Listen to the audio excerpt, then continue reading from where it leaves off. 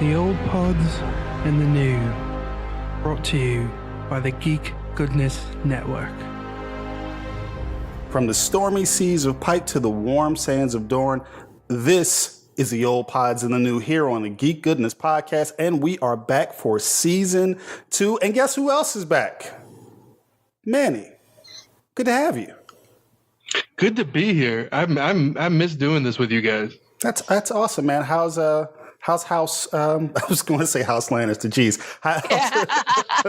we know how they're doing. How's House Lopez doing? How's the baby?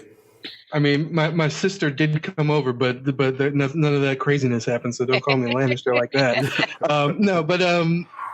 No, things are doing well. The new one, Emma, is doing well. She's growing quickly and is a happy baby. So, and the other one, Isabel, she's getting along with her, and she's very helpful, and she acted out a little bit at first, but she's adjusting, so that's all good. Two cutie pies. That was a great picture you sent in the chat. That big the big smile and everything. Oh yeah, it was a great. It's really fun when I can get her to smile like that. Mm. And Nancy, your kid bailed out on us. Yep, he did. He did. How are you doing, dear? I'm good. Hanging in. Okay, don't sound so enthused. Come on, it's season 2, episode 1. We haven't been here in quite a bit. Let's get rowdy. No, let's not get rowdy. Let's get into it. No, Manny's back now. We're going to be less feral than we were. I'm sitting editing these episodes and just laughing my ass off at you guys. But then it's also like every time that Gerald says I'm probably at home cursing you guys, I was. Yeah, of course. I'm like he's good. He knows me. I'm like, yeah, we'll get our kicks in the ding ding on the show instead of off the show. Yeah, I'm sitting there. I'm editing and I'm texting him as I'm editing. I'm like, what's this? This is wrong. This is. All right, let us get into it. So the show opens with Joffrey celebrating his name day, which is a birthday in the world of Ice and Fire, with games. And by games, I mean men fighting to the death for his personal entertainment. In the first match, the Hound just absolutely trashes this guy. Rocks him, I want to say hit him in the chest, and he flies over whatever overhang and kind of explodes when he hits the ground. In the next fight, there's a combatant who's seemingly well armed and seemingly well prepared for a fight. And then there's his opponent, Sir Duntdorth. So Joffrey decides that he's going to punish Sir Duntdorth because he's disheveled, his armor doesn't fit right, and he appears that he's drunk. So he's going to make the punishment commensurate to Sir Duntdorth's drunkenness. Basically pours wine down the guy's throat, and we're talking about this big barrel of wine. Luckily, Sansa's there, and the Hound is there. She saves the guy's life by telling him some story about if you kill a guy on your name day, which would have been drowning at this point, it follows you through the rest of the year. Luckily for him, Joffrey believes it, and basically Sansa then appeals to his Joffrey's need for prolonged suffering of others and says, hey, I'm not going to kill you. You can be my resident fool because Sansa suggested it. So opening scene, King Joffrey the Cruel. Go for it, Manny. Since you haven't been here for a while, you get the opening salvo. Yeah, I mean, this just shows the savagery of Joffrey's character and like just how kind of like crazy he is. The guy shows up a little drunk and everything, and it's a party. And instead, he wants to punish him and everything. But I like Sansa here and I probably didn't at first, just because when I first watched it, I was just like, whatever, screw Sansa. But like now on watching further and trying to kind of just be a little bit more open-minded on certain characters and stuff like that, you can really see here how like her self-preservation is like really kicking in, like between just kind of agreeing with Joffrey and just kind of being like, yeah, whatever, and just kind of going with the flow of everything, just doing the bare minimum to kind of keep him happy, but then knowing like what to say to him to stay on his like good side and kind of like manipulate him a little bit. Like that thing with Ser Dantos was perfect. And then the Hound, backed her up. Yeah. Because he didn't believe her until the Hound was like, no, what you reap on your name day, you'll sow, or what you sow on your name day, you'll reap all year long. Yeah. Yep. So that was just a pretty cool like little thing, kind of showing a little growth in so knowing that her situation's pretty dire and kind of tiptoeing through it with some grace. Ser Dantos is actually pretty, like, not him himself is interesting, at least not yet. His history, his house is a little. They never really go into it in this in the show, but in the books, they go back and he's pretty much he's the only one left of his family because his liege lord kidnapped the Mad King heiress. That's interesting. I'd forgotten about that. Yeah, it was called the Defiance at Duskendale, and they pretty much it was the Darklands, and they pretty much they took him hostage. They kept him in their town or I heard this. I did hear this. Yeah, and at the time, Tywin was hand to the king, and he sat outside. He assembled an army that easily could take care of the town, but they just kind of sat outside for 6 months, just chilling, waiting because partially because I guess Lord Dennis Darkendale was said that he would kill the king if anybody started attacking, but probably also because Tywin is Tywin, right? And Barristan Selmy ended up going in there saving the king, and the king said, kill everybody. Sir Barristan, love that. And guy. they killed everybody except for Ser Dantos, Hollard. That's interesting. That's very interesting. I have a tidbit about his background that they mentioned that I didn't catch the first couple of times I watched it. Let me jump in here real quick, and then we'll go to Nancy. So Tyrion and Bronn show up unexpectedly, literally chump the shit out of Joffrey, saying that they look for him on the battlefield and he was nowhere to be found. Tyrion's upbeat and jovial, and he's complimentary to Marcella and Tommen, his niece and nephew. He shows sympathy to Sansa for the loss of her father, which pretty just rankles the shit out of Joffrey, and again, what doesn't? So what do you got on all of this, Nancy? Because I went and I never noticed it, and it made me think of you when Tyrion came in the scene. He's got the most confident stroll. I mean, he is so gangster at this point. It's true. It's so true. I think just the fact that his father actually put him in a role of power is so different that he is just feeling it. He is just like, you know what? I'm here and y'all have to deal with me because daddy said so. And it's probably the first time in his life that he can actually say that. And he is going to enjoy every second of it. Yeah, it's funny. But yeah, the whole thing, I mean, it's interesting because it's sort of setting, like, we're entering into the new world order, like we've been gone for a season. Yeah.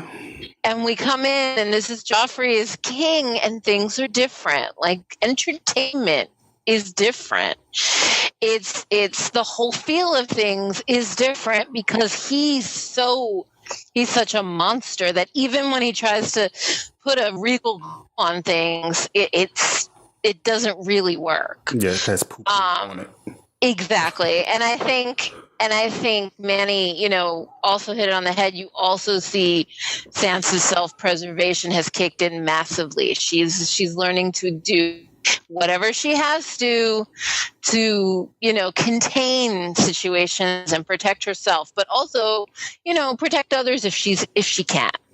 Mm-hmm. Yeah. And it's a sign of her character that she also doesn't want to see someone else hurt, Yeah. But also, you get a little insight into the Hound there too, because it's like, is it true or did he just back her up? Like, is that really a legend that they say? Or does he realize that Joffrey's a complete fucking cunt, and this guy does not deserve. It's like this guy does not deserve to. And the Hound's a warrior, but that in Sir Dantos, am I saying that right, Manny? Yeah, I know somebody's gonna kill me for it. All right, there you go. So he knows that this guy's not a warrior. He knows he's not a fighter. He doesn't deserve to die like this because just because Joffrey's getting his his shits and giggles off on it. Right. Yeah, I I had a whole different perspective on some of this stuff. The one thing that I have never heard from fans, never once heard from fans, and maybe you guys have, that the actor who plays Joffrey performed excellently.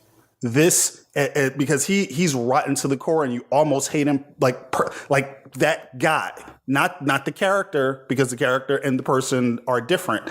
That guy is a piece of shit, and I hate him. And go for it. I was going to say, I do remember, particularly when second season rolled around, a lot of people, at least that I followed, like on Twitter and whatnot, talked a lot about how great the actor is because they really would have just wanted to stab him in the street. Yeah. Because in real life, he's a nice kid. But, and you see like pictures, particularly I think it was second season, you started to see a lot of them like hanging out offset, and they were doing like photo shoots, and you could see how much they enjoyed each other's company, and he would be in those shots, and you're like, I don't even want to see you because you've made me hate you so much, Yeah. And that's a testament to his talent. There's a great subtlety, and I don't know if these things are okay. This is what the director is giving you, or is this something that the actor's coming up with themselves? But he's irritated. I want to say he's irritated with Sansa trying to take up for him, and Sir Dantos throws up. And he goes directly back into the cackle because he's so satisfied watching this guy suffer. I really feel like there's, especially like as a pro wrestling guy, nobody wants to be the hated bad guy. Everybody wants to be what they call the cool heel. They want to be the Joker. They want to be, the badass. Nobody wants to be the sniveling coward. Nobody wants, and really embrace it. He's not a fighter. He's not a tough guy. He's actually, and you see it here, he's actually a complete pussy. Yeah. And for the actor to really embrace those aspects of the character, I was, it was something that really didn't hit me until I'm really kind of analyzing it now. I think that is all I have here. I do have one other. No, go ahead, Nancy. I think it's also telling that he's one of the actors we haven't seen much of, because most of the other actors have done other things. He's quit acting. This was his last thing. I think he decided to kind of stop after this. I can't remember if I heard it was because he didn't want to get kind of like typecast into these like asshole type things, or if that was only like a little part of it, or if it was even part of it at all. But yeah, I think he's out of the game. Yeah, he was the hopeful kid in Dark Knight. Come on, like he was. He could have. Was he? Yeah. He was in Batman Begins. Yeah. When Fell asleep on that one. Oh, right. Yeah, he was. Right, Nancy and her he was in the Nolan Narrows. hate. No, let me start. The one other thing I do have here is that Todantos is representing Peter Baelish, which I did not know. I did not pay attention to that the first couple. No, I think it's the guy that he was going against was representing Peter Baelish.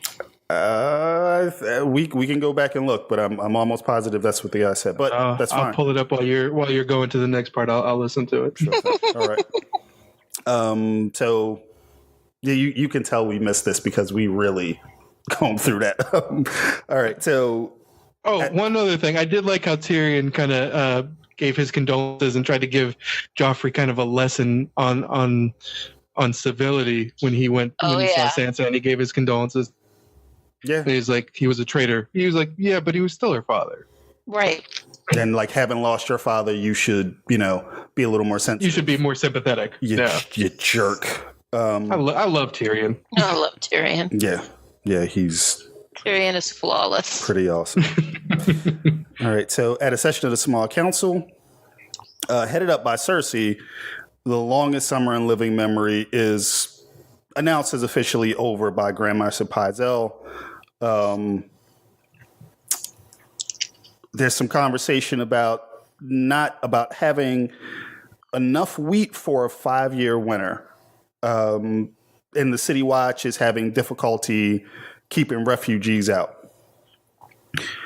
I'm going to go right into this because I love stuff like this. Like this doesn't have anything to do with anything. It's probably not going to affect the story. And well, it's the last season coming up, so it isn't going to affect the story in any way. But it's a cool little way to flesh out the world, talking about how the kingdom runs and how you have to allocate resources to do certain things and some of the social issues that they're faced with. It's not germane to anything that's going to happen, but it is a nice way to fill in the rest of the world. And you could realistically tell, like what you were talking about, Manny, with the Mad King being. I mean, that's a much bigger story, clearly, but there's so many smaller stories, so many side stories that they could tell. They could absolutely tell these stories on HBO or elsewhere. I'm sure the money's there. That's kind of it there. Also, I did want to kind of mention this whole thing about the extra long summer or the long summer, the longest summer in living memory.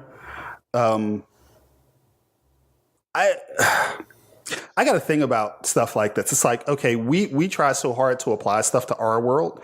They're like, well, irregular seasons. I mean, they could just go back like once everything with the.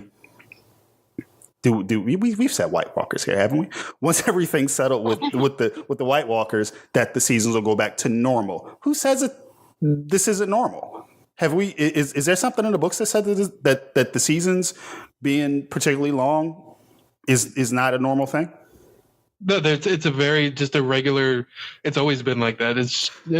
They always vary. Okay, yeah, because I would hear people talk about the seasons going back to normal. It's like there are dragons and wizards and people who get we went into that, people who get burned and come out like a phoenix and everything.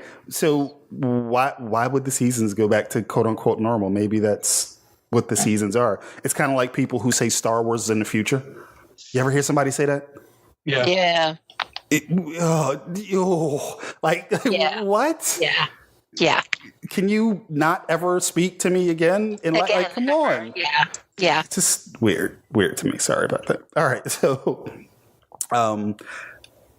Tyrion interrupts. He lets Cersei know that while Tywin's out making war with Robb, he is to be the hand of the king. Tyrion is. And Cersei instantly loses her shit. And Tyrion absolutely delights in it. He chides her for her inability to control Joffrey, Ned's beheading, and the loss of Arya. I love the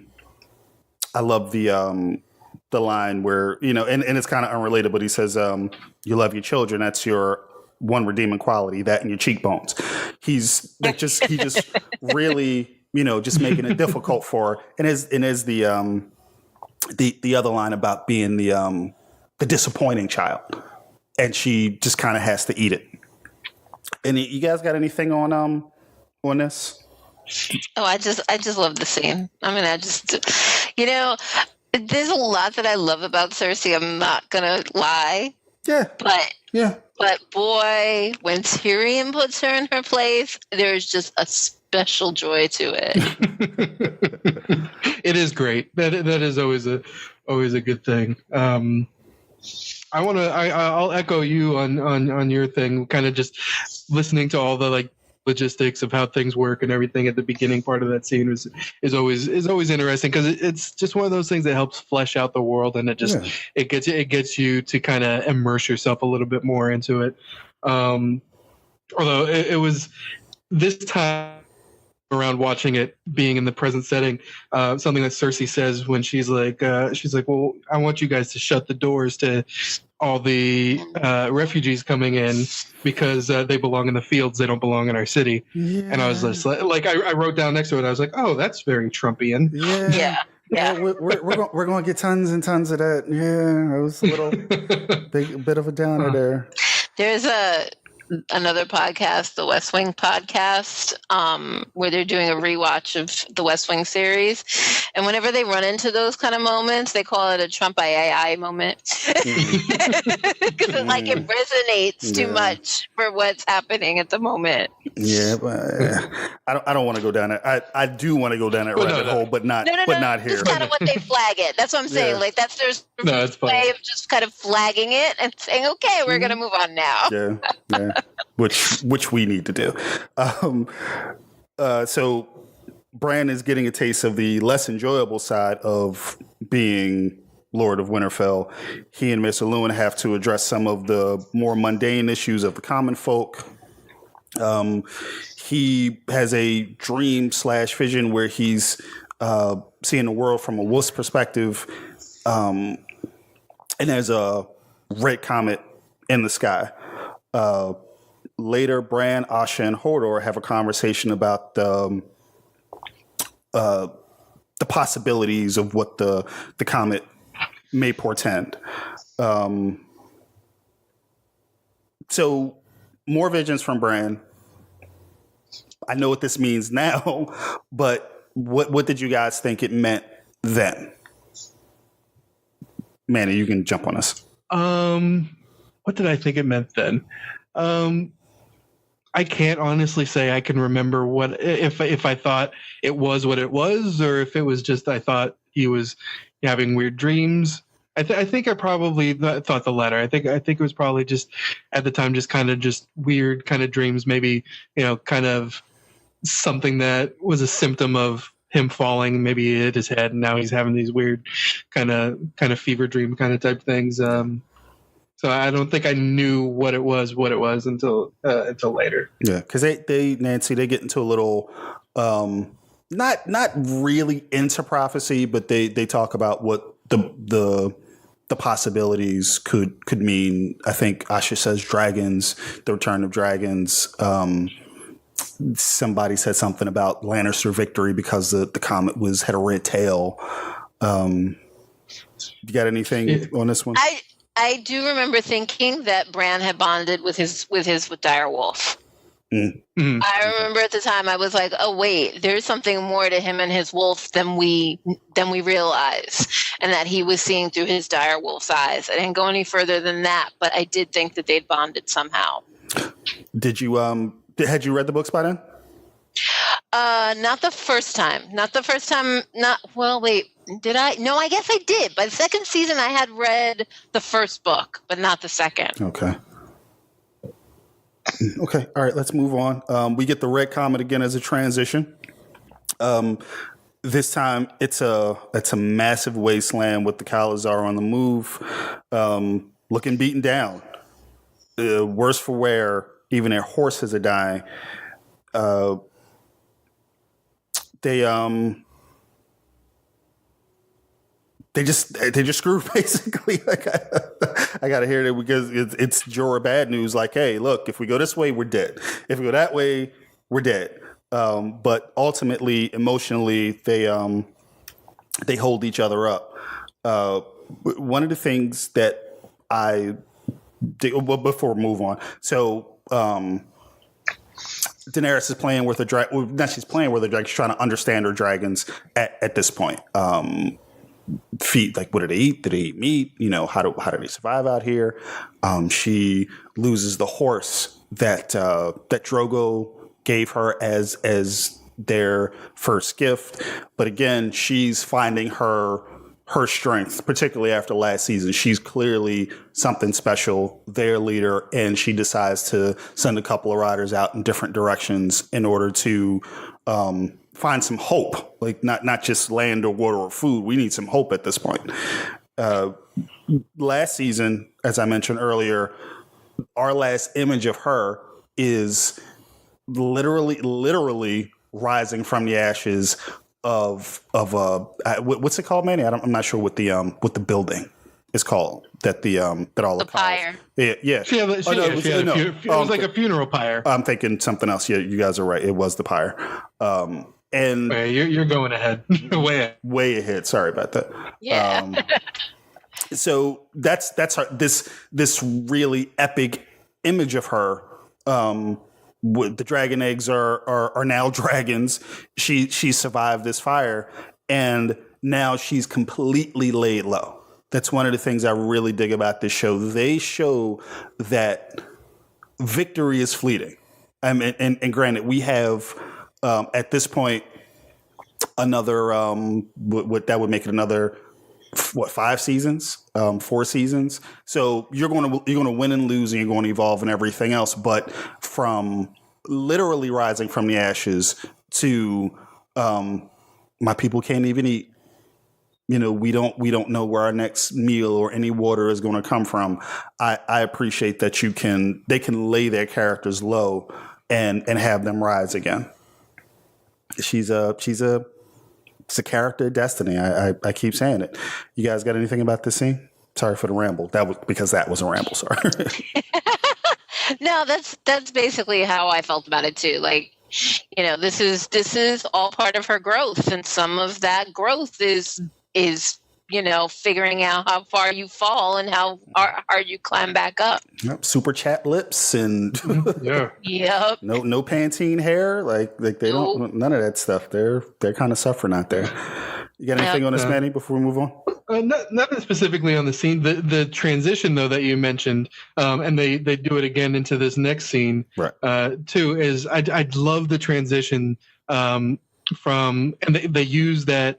The Red Comet as a point of reference to these 3 different locations where they make this huge world, because between Winterfell and the Red Waste where Daenerys is pretty much the whole world away. Right. Yeah. You know, it's one end of there to the other, basically in this realm. So they're just using that as a point of reference that this is something that everybody's seeing, and it kind of makes the world a little bit smaller, just kind of for the show. Mm-hmm. And I just thought it was a cool kind of like point of reference that they use it, and they seamlessly kind of switch over to the next scene using the wipe there, and it's just really great cinematography. Just another example of some of the great cinematography in the show. Yeah, I have it somewhere. There's a really well edited scene. I just we haven't gotten there yet. You gotta, and just to go into that a little bit, you have to love how cinematic this is. I mean, for TV, these definitely feel like our movies. They straight up feel like our movies. I'm always upset that I missed the 2 shows that they put in the theaters. I would have loved to have seen anything Game of Thrones, like the weakest Game of Thrones show. I would have loved to have seen on 17 by 24 or whatever it is, you know. Oh yeah. All right. So as you mentioned, we get the comet again, and the Men of the Night. Try that again. The Men of the Night Watch come up on Craster's Keep, and Craster may be equally gross, if not more, than Lord Frey. He's pretty gross. He makes his daughters his wives, and for some reason, Craster is the only male. He immediately develops hard on for Jon because he contradicts Craster when he calls the Night Watch Southerners. Yeah. You know, and Jon, of course, didn't like that, and Craster didn't like the comeback. And I'm positive it doesn't have anything to do with all of these women around and Jon being a good-looking guy. Nah, nothing to do with that. So Craster lets the Lord Commander know that Mance Rayder, former brother of the Night's Watch, is amassing an army of the disparate wildling tribes. So, as I started off, who's more gross, Frey or Craster? I think they're two of a kind. Yeah, they're two peas in a pod. Yeah. They're both pretty disgusting. Yeah. They're both pretty disgusting. All right, we won't go heavy into that. What I saw in this was the politics of getting things done. So right after this, if I'm remembering it right, because I may be saying this a little bit out of sequence, Lord Commander takes Jon aside and reminds him of his place. I'm grooming you for leadership, and you have to know when to open your mouth and to shut it, because we need this guy. And no, they don't say it in any big way at this point, but it's like he's letting Jon know for everything, and you could say it in this, for all my honor, for everything that I do the right way, even I've got to play a bit of politics, right? And I don't. Jon doesn't get that quite yet. I'm like we're so Jon Snow's the hero at this point, you know, not at this point in the show. I mean, at this point in the seat, right? Yeah. That we forget, and the three of us talked about it quite a bit, how naive he can be, how bratty he can be, how a little explosive he can be, and Lord Commander's trying to get him to get it at this point. Yeah. You guys got anything here, Manny? No, just, I mean, other than for once at the beginning of the show, you know, for once Jon asked a smart question out loud.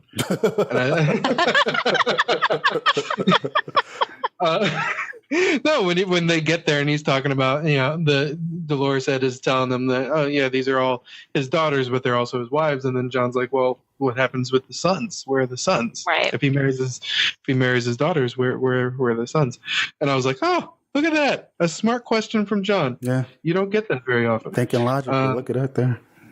But yeah, and then, you know, it ends with that scene with Mormont, and that's a very good scene. You know, he tells him, you want to lead one day, you're gonna have to learn how to follow first. Yeah. Right. And it's very good to see how far, like, looking back on it, to see, like you said, how far Jon's come. He was at the beginning, he was very naive, very just hot-headed. I mean, he's still kind of hot-headed, but that's just everybody in that family. Good call. All right, so we are on to Dragonstone, the ancestral home of the Baratheons, and there. I don't want to say that there's a lot going on here, but there kind of is. Quick. Go ahead. That's actually the ancestral home of the Targaryens. I was about to say. Oh yeah. Do not take my people's home. It was taken from them. Okay. That is Targaryen land. That is where Daenerys was born. Yes, Stormborn. Yeah, and but yeah, that's the ancestral home of the Baratheons is Storm's End. The castle known as Storm's End. That's a good call. Thank you for the correction. No It was coming, you know. I figured get it out of the way early instead of let you ramble on for a bit. There you go. We meet for the first time Sir Davos Seaworth. We meet Melisandre, and we meet Stannis Baratheon.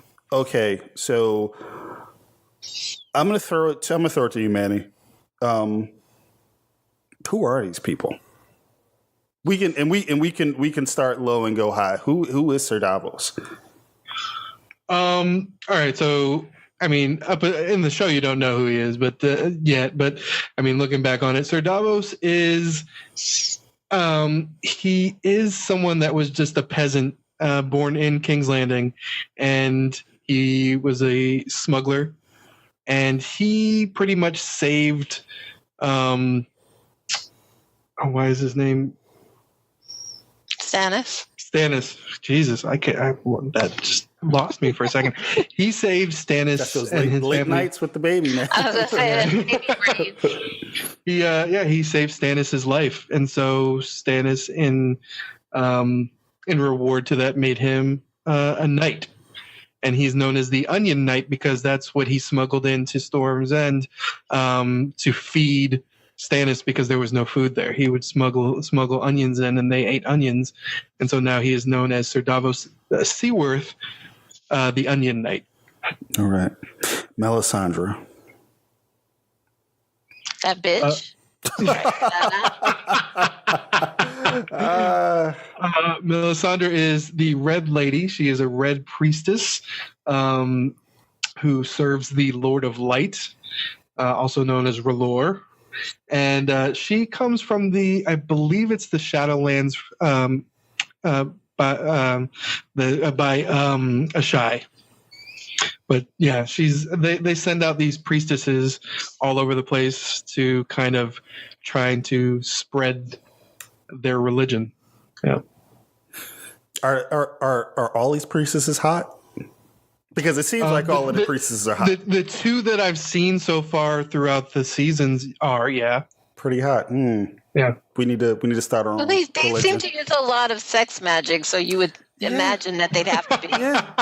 Yeah, True. True. And again, that's me. That's me. Sorry. And well, actually, I'm not because that's kind of. We can do this because she goes all off on Khal Drogo and everything like that. So we can do our Absolutely. Yeah. Absolutely. No, but there's also value in that manipulation. You know that we are. You know, we're beautiful and we're trying to get you to do something. So I'm not going to get too graphic here, but you know where I'm going. So I thought that was really, really interesting. All right, Stannis Baratheon, the brother of King Robert, or the late King Robert And Renly. and Renly. Yeah, he's the eldest between Renly and himself. So he is the rightful heir to the throne if you go with the Baratheon line. All right. So the idols of the old gods are being burned. Melisandre speaks some prophecy. Stannis is named the Lord of Lights. What do you want to call it? Emissary, herald on earth. A priest of the old gods tries to convince Sir Davos to talk some sense into Stannis in dealing with Melisandre. It's a maester. Oh, he's a maester. Okay, I had to go back and look, and I didn't see his chain. So I actually have them both here in the notes. The hell's Nancy? What the hell's going on? Because this is crazy. It's like there are a bunch of people standing around, that their idols burning. Nobody looks happy. Stannis is pulling a flaming sword. What the hell? He's obviously fallen under the sway of this woman. Although I kind of get the impression that it was the wife, who started the whole thing. Yeah. She obviously has issues and grief and blah blah, and she needed something to believe in. And I'm gathering that's where this chick found her entry. And Stannis just wants power, which I have to say, I mean, I really dislike Stannis. Really? Stannis' only redeeming feature to me is Davos. I love Davos. I love Yeah, he's a great Davos. character. I love Davos, but I find him very weak of character. He's easily manipulated. He's easily convinced that this is what he wants to do, no matter what, what it is. And we see more of that as it goes along. And it's why I always argue that Renly would have been the better king of the Baratheons. Like, Oh yeah. and it's not, he's not even a bad guy. He's just really weak, and you don't catch it because he's a strong warrior. Like, he's the best warrior of them, but he's a weak person. He's of the two, yeah. I don't know if it feels to me like he's so single-minded that he could, if it fits his narrative, he's in. It didn't feel like weakness to me. It felt like he was. See, but I never even believed he really wanted it. Well, no, he's not power hungry. That's not him at all. Definitely. He's single-minded. going after it. He's going after it because it's his rightfully. He's very like rigid and right. If you get and I've got it in my notes here. You get a very prime example of it when in the next scene when he's dictating this letter that he once sent out. He's very. Things should be this way, like rule, like very rule oriented. He's by the book, also and can all be that. a sign of weak character. He depends. Yeah. I'm not saying he's on not weak character. strictures and it's like rules, and this has to be this way, and it's regardless of what gets him there, because this is how it should be. This is how it should be, and and that's what gets him into issues. Oh no, definitely, I agree with the weak character part. I just the beginning when you said he was just after power. Well, he is after power in order to claim what he believes is rightfully his. Right. Okay. I don't mean in the sense of power hungry. Like that's what I thought. How I thought. No. Okay. He wants power to get to where he thinks he's supposed to be. That's all he's there in this particular moment. That's the only reason he's dealing with Melisandre, I think. Right. Yeah. She's a means to an end that his wife presented to him. Right. Yeah. I felt like this was, and you started to talk about it, Manny. I felt like this was a great introduction to the character. And again, it's like, okay, we know more than we're talking about. But this is how you introduce a character. Like this is, you want to say who he is and where he's going as a character. All in one move. It reminded me, it's nowhere near as dramatic and it's nowhere near as grand, but it reminded me of Thanos in Infinity War. We're going to tell you that you're doomed in one scene. We're going to tell you that you are 100% fucked, and everything that happens, you just don't stand a chance. Here, it's this guy is so single-minded and possibly weak, like Nancy is saying, but he's so single-minded and so rigid and so specific, and this is his destiny. This is where this personality-wise, this is where this character is going narratively. We were talking about the letter that's being drafted. He wants beloved brother struck from the letter. I didn't love him. He didn't love me when he's talking about Robert. What's the other line?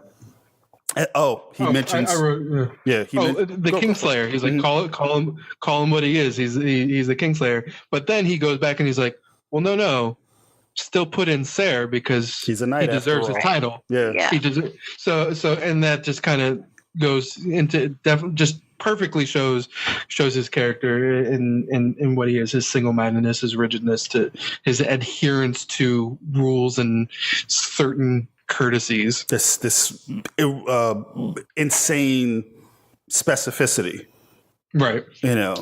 I want to go back to, because we kind of skipped over to this.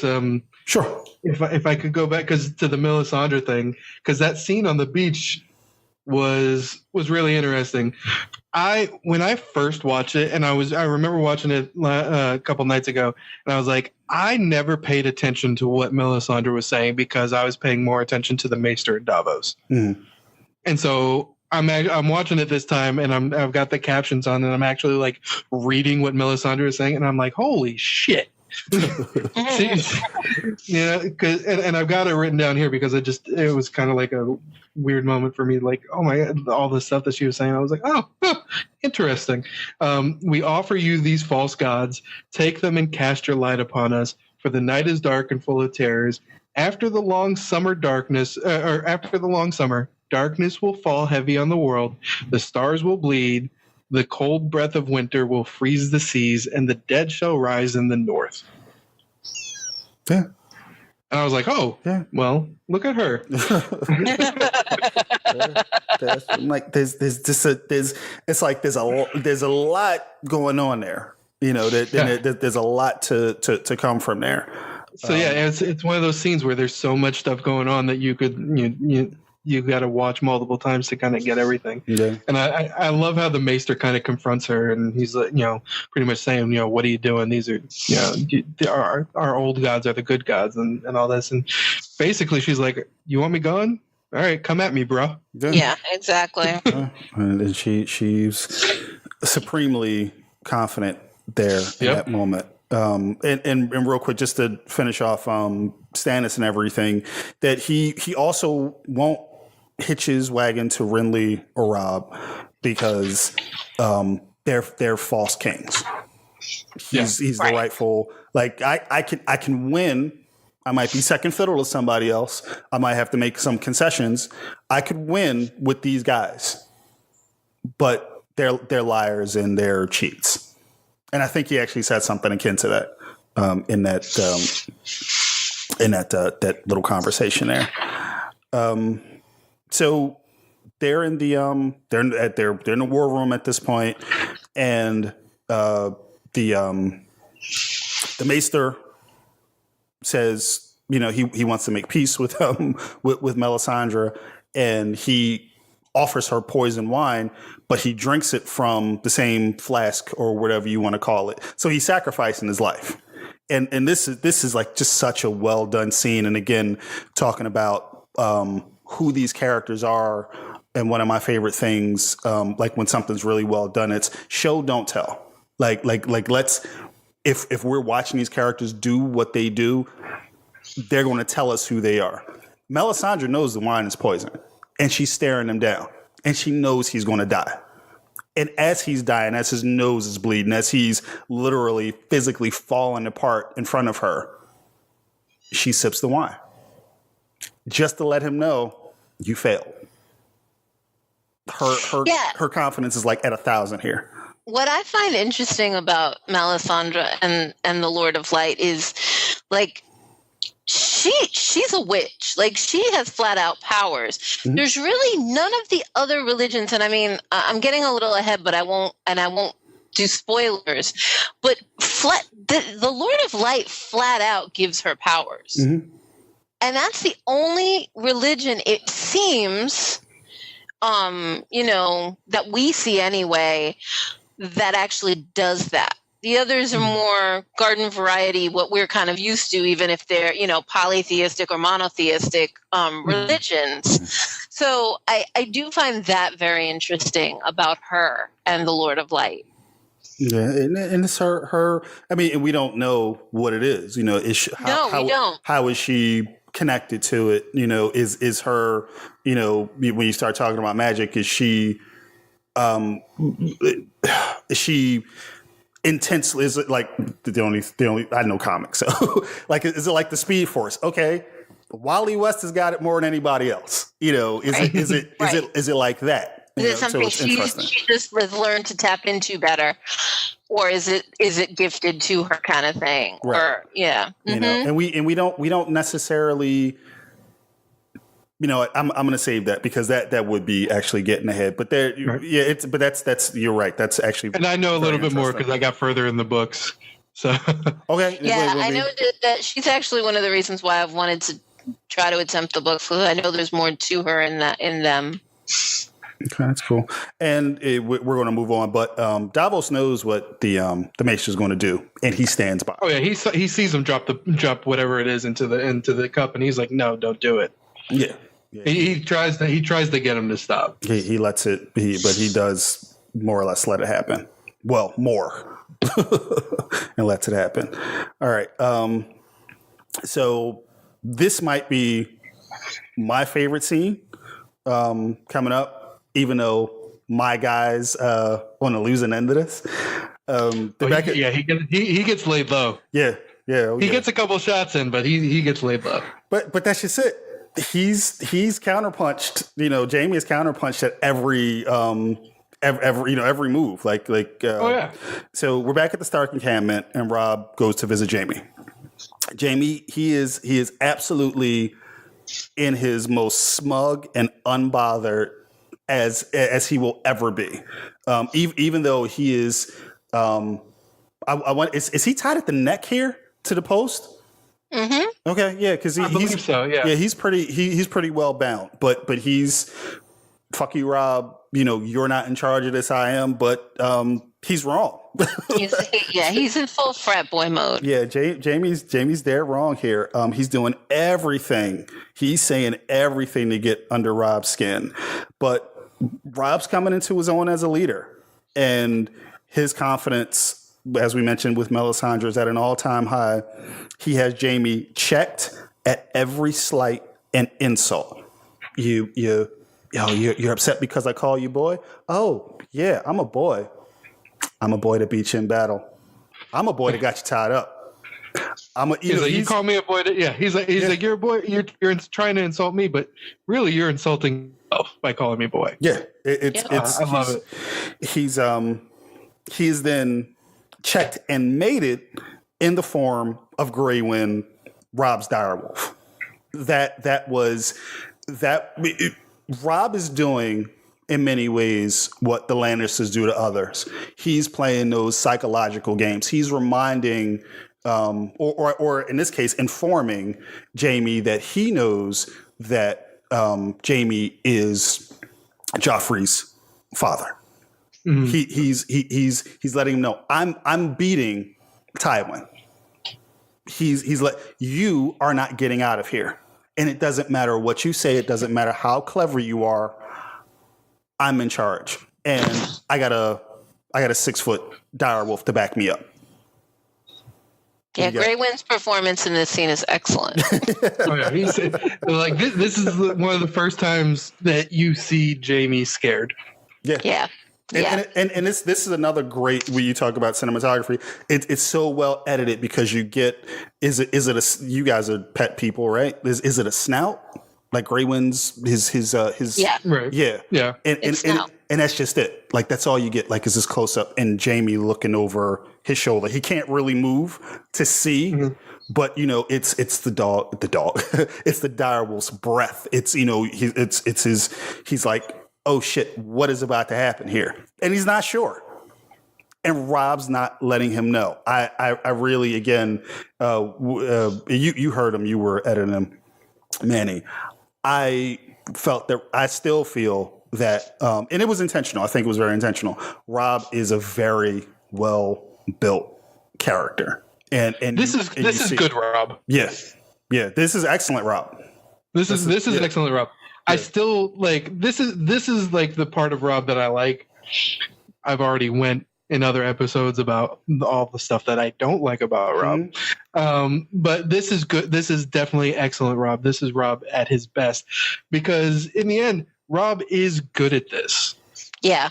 And now that he's gotten, he's won 3 battles, but it's better than 3 losses. he's got that confidence, and confidence is key for everything in life. Yeah.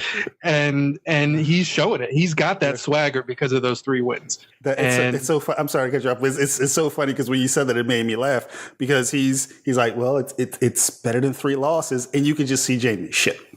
Like, damn, got me. Yeah. It's like, and I have you. Right. Yep. All right, let's we get a little Tyrion and Shay there settling in at the what is it, the Tower of the Hand? I'm slipping today. Tower of the Hand. Very good. My notes are just not good. I'm sorry. We we know what happens, but I love Shay and Tyrion as a couple. I love when their exchanges are so intimate and genuine. It's like, I'm single and all of that stuff. I would love to, that visual, the way they interact with each other. I would love to have that. I just, every time that they're on screen together, it's beautiful, and everybody's quiet. Like, I mean, no, they do have good chemistry like that together. I mean, well, because of the future. Yeah. Because of the future. No, but anyway. Right. All right. One of my favorite exchanges, and you know how I love Baelish and Varys, the way they do their verbal jousting and everything. This is a very good scene. This is an excellent exchange. Excellent scene. This is an excellent exchange. So Cersei catches up with Baelish, trying to get a beat on Arya. In the middle of the conversation, Cersei, boy, it's late, guys. Cersei admires Baelish's brooch, and I believe, and I'm sure somebody's going to contradict me here, I believe that there's some genuine praise from Cersei here. I agree. Yeah, like I think there is. I mean, she. It's a little pat on the head. Oh, isn't that cute? You got your own sigil. But I think there's something legit in it. I think she admires that he's, and she even says it. You're a self-made man. Look at you. Made your own sigil, and you're on a small council, which he shouldn't be. He's got money, the whole bit. But Baelish, I think, takes it as a slight. Mm-hmm. I think when she tells his story to him, he doesn't like it because this is something he does to everybody else. And foolishly, he decides that he's going to be clever. Yeah. He's going to push Cersei's buttons. Which this one I definitely don't get because, again, we've been talking about this quite a bit in season 1. He's a total button pusher, and I didn't see it until we started doing the show. Why he thought he would get away with letting Cersei know that he knows that, or he believes. We're going to put it at believes that he believes that. None of her kids are hers, and they're all or Robert's, and they're all Jamie's, and maybe I'll expose you. And then Cersei says, "Fuck every bit of that." She's like, "Oh, really? Like word? Yep. Word for real? For real? Nancy, go into this because you got a complicated relationship with Cersei. So, oh yeah, no, this is one of my girls' best moments. So, because she's like, "Oh, for real? Yeah, you think that? Okay." And then the guards she's just like, "Okay, guards can kill you anytime I ask them to, or not." Yeah. Ignore you. Like, I hold the power. You think your knowledge is power, but I have real power. And you do wise to remember that. And she maneuvers them like toys. She does. Take him. She says, take him. Cut his throat. No, wait. Stop. Turn around. Walk 2 paces. Close your eye. Like and they do it. And then she walks up to him because this is normally where I give it to you, Manny, but I'm going to take this one.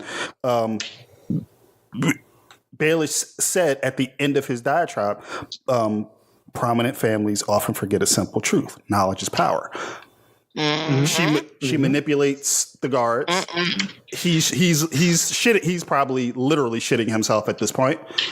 And she says, "Power is power." That's right. Yes, Mhm. yes. That's right. Yep. No, this was a great scene, and I agree with you in the regards where she was probably giving him a compliment, and he took it as a slight. And I think that's maybe why he drew this card, because that specific button that she pushed is like his hot button. Yes, The whole him and cat thing. Yep. And that's really like a sore spot for him. So I think that was a specific button that she pushed, which is why he was like, okay, I'm going to draw this card. And she still had the trump card for it. and speaking of Trump, wrong.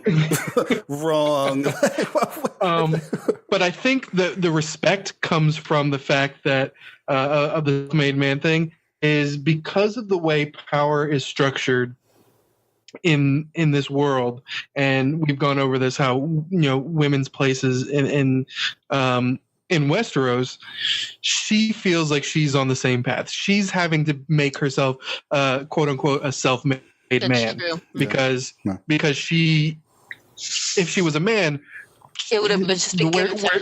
it would have been just been given to her, but she's having to earn every single bit of power that she has. Absolutely. And so it's kind of like a kinship there. It's a mutual admiration. You're doing what I'm doing, and I've seen that you've done a good job doing it. I respect that because I'm on the same path. And his ego is such that he just couldn't see that. And the fact that in that she references the whole him losing a duel to Ned's brother because of the affections of Cat. He's like, oh well, fuck this. I'm gonna. And again, it gets back to his ego, because that's a positive. You were essentially dead in that moment. You were dead in that moment, and people, as you were saying, I'm going to take it in a different direction, Manny. It's kind of, well, I guess it doesn't get too much different than our world, than the world of Ice and Fire. If you start off poor, you probably tend to stay poor. Mm-hmm. And he did this. He found his way on the small council, which he shouldn't have. He's got money, which he probably shouldn't have. He's creating his own house, which probably he shouldn't be able to do. And we don't see Cersei as a generous person. And she's giving listen, I need you for a second. You're good at this, which is also a compliment. You're good with information. That's why I'm coming to you. Oh, you lost your greatest love, but you made your life better. And he's such a twat that he can't get that. Yeah.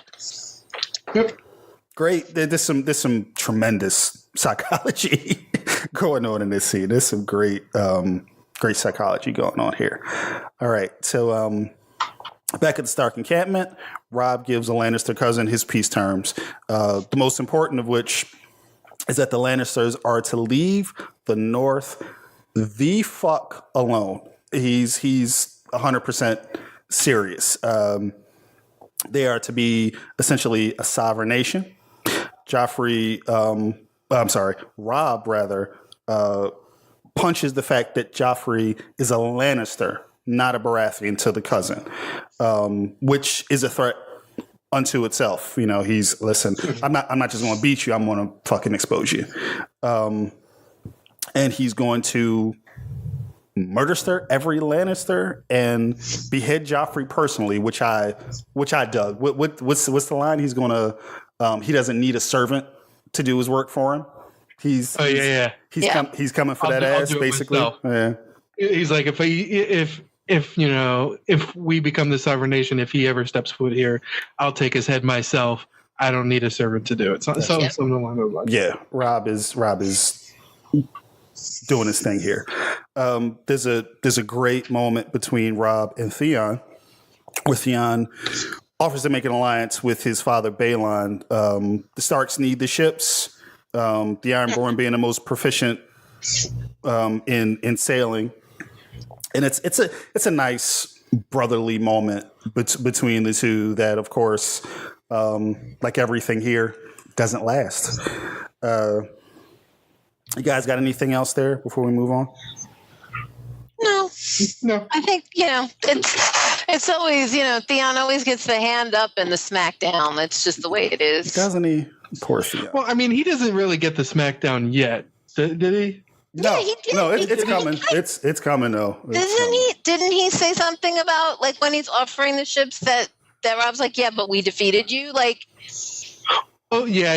He made references to it, but he. but I'm saying, like, every conversation that he Gets a ever little bit, has, yeah. he gets a little, like, it's like this At least a little bit, bonding yeah. moment, Yeah. and he's always like, yeah, but there's this. Yeah, that was less a shot in Rob being a prick to him, because he has been, but that felt like less a shot than, this is the conversation that we're having. Right. We're like how much are they really going to help me when that happens? yeah. So Kat, It was a no, practical kind of go, Manny. It was a practical kind of thing, but I'm just saying, like, that's Theon's life. Like, Oh, yeah, Theon sure. tries to be important. Through his eyes, through helpful, Theon's eyes, and- yeah, I could see him taking it poorly. Yeah, I mean, and actually not. I'm going to disagree. Just not in that moment. Just because he's like, what did he say to Rob? He called him your grace, and Rob's like, you don't have to do that around people. He's like, we're buds, and I know I break your balls and everything, but you're still nice my moment. you're still my man here. So Kat craps all over Theon's offer. Doesn't trust Balon. She's also becoming impatient that they don't have Arya and Sansa back. Rob shoots down trading Jaime for them. He also needs Kat to broker a deal with Renly because they have a bit of a history. And Renly, as we said earlier, he's next in line after Stannis, but he's already calling himself king. He's got the most men, and by all accounts, they're the most loyal. So they've got to try to get this deal done and hitch their wagons. And Kat wants to go home. Kat talks about Bran and Rickon and her not having been there, but Rob, he has to nix it. Like, look, I need Renly's men. And I like that Rob is sort of, and I'm kissing Rob's ass quite a bit on this episode, but that he gets it. It's like, man, it's just stuff we can't do. He like screams at her. It's like it's I can't just give Jaime back. It's more complicated than that. Like we don't just need to beat them on a battlefield. We need to be strategic about everything. If we need to beat them politically, however we need to do it, but Right. we can't just rush into anything, which as you guys have been saying about Kat, that's kind of her thing. That is her thing. I'm pissed off. Let's go. So you guys got anything there? Because it's about to get ugly. You guys got anything before we move on? No, that's covered it. Let's go to the next. All right. So I'm ready for it. Joffrey is changing the throne room to make it look more butch because, he needs a beard. And for me, this is Joffrey's. This is when I got it. This episode here, oh boy. So Cersei walks in and she's trying to. She wants Jaime back, and this is what we need to do, and he's in danger out there, and Joffrey's not trying to hear it. Hey, we're all in danger. Like, he's tough. It's war. We're all in danger. Like let my uncle sit out there, and possibly get eaten by a direwolf. I don't care. And then the scuttlebutt about Jaime actually being his father comes up. Cersei tries to poo-poo it. Joffrey pushes it like the jerk that he is. Well, did my dad have other women? Did he sire other kids? And what was it? Somebody give me the line that made Cersei slap the shit out of him. He's like, did he go to other women when he tired of you? Yes. Yep. And then she slaps the shit out of him. Now, what I really, I'm going to throw it to you guys in a second, but what I really love about that moment, other than Joffrey getting his face slapped, was there's all of this work going around. And you can hear the hammering and shit shuffling around and everything goes dead silent for a second. Yep, it's true. I thought like that was really well done. Everybody looks back. Let's go back to work. We don't want any part. We don't want any parts of this. And then Joffrey kind of gathers himself and says, this is punishable by death. You motherfucker. That is your mom. That's your mom. He looked her in the eye and said, that is punishable by death. You will never do it again. He threatened his mother with death. Joffrey, fuck you forever. Somebody go. We all love our moms and everything. I love my mom, but I'm like, you really? You did. Anyway. Yeah. Somebody as she does for you. That's my issue. Like, with as much as she does for him, well, he's the one who got him where the hell he is. And all he does is try to undermine what she's trying to do. And, like, he's whatever. He's a little penis. He's a fucking dick. Deserves every slap he fucking gets. Yeah. Yeah. Well, this is how many times has he been slapped now? He's been slapped by Tyrion. He's been slapped by Tyrion 2 or 3 times at once, and now he's been slapped by his mom. I could watch him get slapped. Not enough. Oh, not enough. Yeah, but this he's. But yeah, now he's feeling himself. Now he's like, oh yeah, you know what? But I'm king, and you're just, my mom. I can get rid of you. This episode is full of king swinging dick too. Yep. Yeah. Yep. Yeah. That is absolutely what this episode is. Everybody coming into their own. This is every single king that is claiming their throne in this episode. They're all swinging dick this episode. Yep. All right, so Speaking of swinging dicks. Speaking of swinging dicks, we go to the brothel. Yeah, and it's a funny story. I'm doing my notes at work, and he comes to the brothel, and they're having sex and screaming, and there's titties and everything. It's like, Jesus, why did I do this at work? I totally forgot that this was coming. So that's me on the subway watching. Yeah. It's like I get some little kid next to me. It's like, oh damn, I forgot. Sorry, kid. I ruined your life forever. So it's Roz. Roz is, you talk about somebody coming into her own. Baelish is not there. She is she's leading the horse. She's instructing them. She's letting them know what to do and what not to do. She's even talking about repeating his lessons. Yep. She's giving the same lessons that he gave her. But she's getting it. She's absorbing that information and applying it. She's also letting them know that we're high class and we do this and we don't do that and everything else. And then the City Watch comes in. Who wants to take the rest of this? I don't know. It's terrible. It's terrible. It's really fucking terrible. Bad. It's really bad. But it starts off this whole kind of little montage of killing all of Robert's bastards. Yes. And they start off with the one of the whores in the brothel that had a pretty much a brand new baby. Yeah. An infant. And they just kill it. Just for reference's sake, this is the one that Ned went to see. This is the girl that Ned went to see in the brothel. Yep.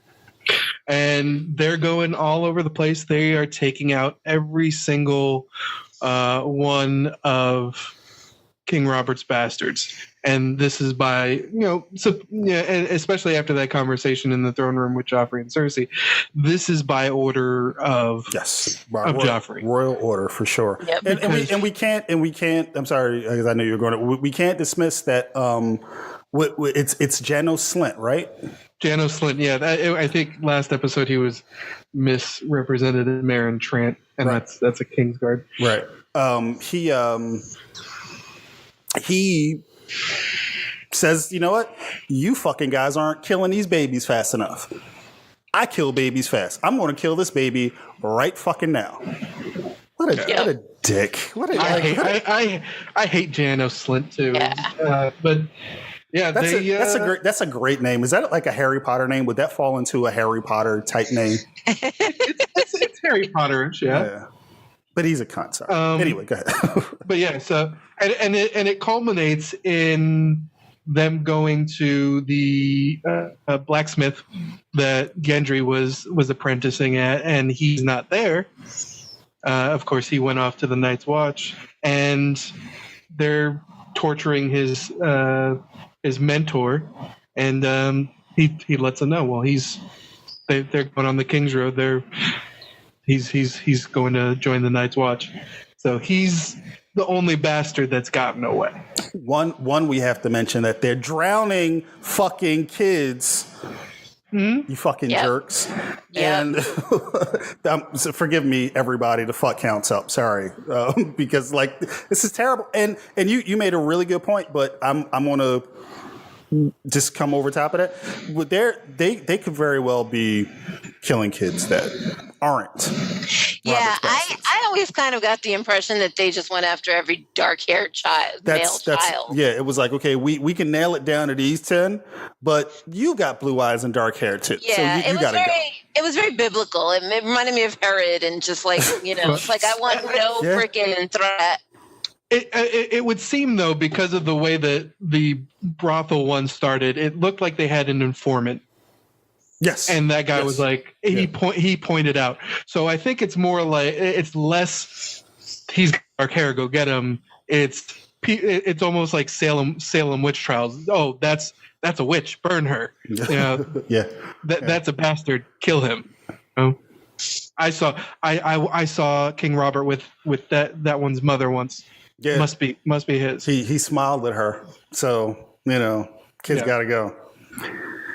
So I think it's more that than just every dark-haired child. Yeah. Well, you gotta give it to him because as totally messed up as this was, this was a great way to end the show. Not great, you know what I mean. An intriguing way. Like if you could ever have been on the fence about Game of Thrones, and you get to these tremendous cliffhangers, you're coming in the next week. You're absolutely. I got to see what happens here. I got to see what happens. Game of Thrones is the master of cliffhangers. Yeah, they do some phenomenal. They get you there, man. Even the weaker cliffhangers are pretty dope. Well, I was gonna say, and they're not even like they're actually kind of not even cliffhangers in the traditional sense, because you're not necessarily stuck wondering, oh my God, what's going to happen? It's more like, I don't even know how anything goes on after that. Right. True. Yeah, no, that's good stuff. All right. Did we miss anything? Anything you guys want to hit before we get out of here? No, I think we covered it. I'll go back and go ahead and complete that correction from the beginning.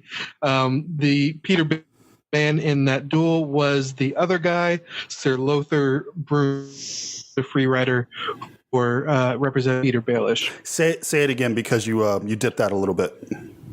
It was Sir Brune, and he was as a free rider for Peter Baelish. I think that the pod gods are on my side today, because they don't want this guy. They don't want this information out. You went out for a second time, or maybe it's the guy's name. He's Voldemort. Nobody can say this dude's name. All right, third time. Try to get. Okay, so it was said. This is Sir Lothar Brune. Now I can't even say it right. Sir Lothar Brune, a free rider for Peter Baelish, Okay, great. going against Ser Dantos Hollard of House Hollard. All right, great. Okay. All right, good show, guys. Good show. Glad to be black. Black. Yeah, I am glad to be black. I am. That too. That's good. Slip. Really? This is turning into a whole nother podcast. All right. Nancy, give me your social media. Girl is spelled GRL on Twitter and Instagram. Manny. On Twitter and on Reddit, I am OGoodGeek, OHGOODGEEK. I'm me, and I'm tired, and I need beer. But I'm also on Twitter as Gerald L. Cooper. We're not even going to use the Facebook thing anymore.